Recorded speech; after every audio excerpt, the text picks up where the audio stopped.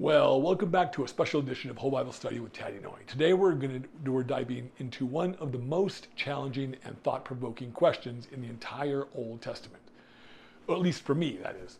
Did God really command animal sacrifice? If he did, why? And if he didn't, then where did it come from? I want to be upfront with you. Personally, I don't believe that God ever truly desired blood on an altar. What he desires is our heart, a human being turned toward him in trust, humility, and obedience. In today's episode, we're going to explore that conviction through scripture, ancient history, and some powerful insights from biblical scholarship. So let's begin.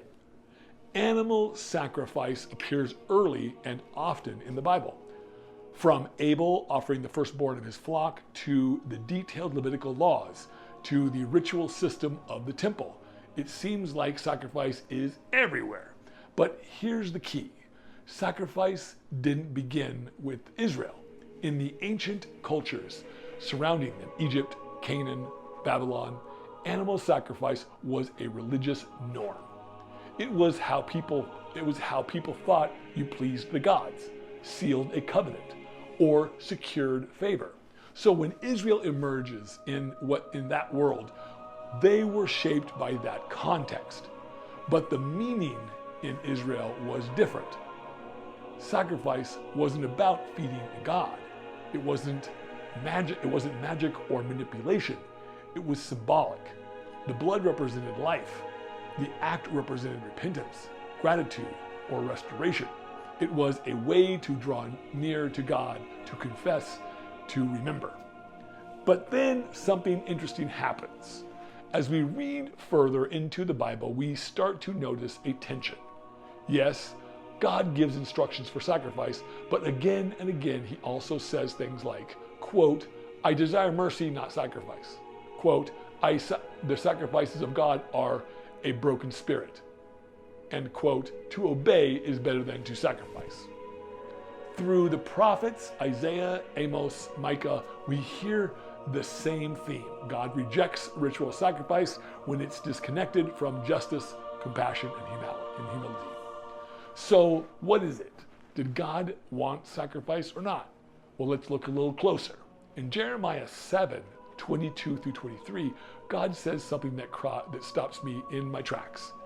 For I did not speak to your ancestors or command them when I brought them out of Egypt about burnt offerings and sacrifices, but this is what I commanded them. Obey my voice. Now that should make us pause, because many of us were taught that sacrifice was central to what God gave Israel at Mount Sinai. But here, through the prophet Jeremiah, God says something very different. You could try to harmonize that, or you could take it at face value. Maybe the original covenant was simpler, rational, moral. Maybe the elaborate priestly system we see later wasn't part of God's first instruction at all. And here's where things get even more thought-provoking. Scholars like Frank Moore Cross, Richard Elliott Friedman, and Thomas Romier have examined this idea in depth. They argue that large portions of the sacrificial system, especially in Leviticus and parts of Exodus and Numbers, come from what's called the priestly source, or P. This source likely came together much later, during or after the Babylonian exile, at a time when the temple and the priesthood were being rebuilt and re-centralized. It reflects a deep focus on purity, ritual detail, and priestly authority. And while some of those laws may have spiritual value, they also helped establish and protect a religious class, those who controlled access to the altar, to forgiveness, and to God himself. As one scholar put it, Levitical religion eventually became a bureaucratic machine with blood at its center, unquote. And that's exactly the system Jesus came into and confronted, and in my opinion, came to topple down. He flipped over the tables of the temple. He disrupted the flow of sacrificial commerce. He quoted Hosea, quote, I desire mercy, not sacrifice.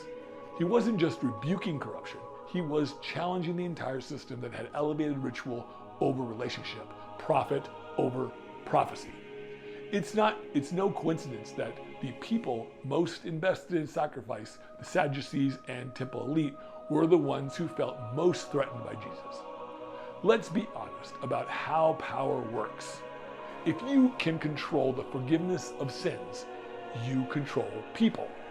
If you can sell animals, prescribe rituals, and declare who's clean or unclean, you can build a religious economy.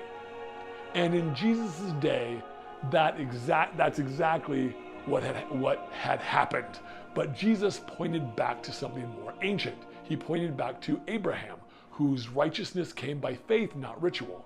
He pointed back to Moses, who met God not in a temple, but on a mountain. He pointed back to David, who wrote that what God truly desires is a broken spirit and a contrite heart. So here's what I'm saying, and I want to invite you to consider. It is entirely possible biblically, historically, and theologically that not all of the sacrificial laws in the Bible were given by God. It's possible that some were added, developed, or explained by scribes, or expanded by scribes, priests, or political elites over time and at later times. A system that began with symbols may have grown into a structure of control, one that God tolerated but never truly wanted. And yet, even within that system, God's voice never stopped speaking, through the prophets, through Jesus, through the Spirit, always calling us back to the heart.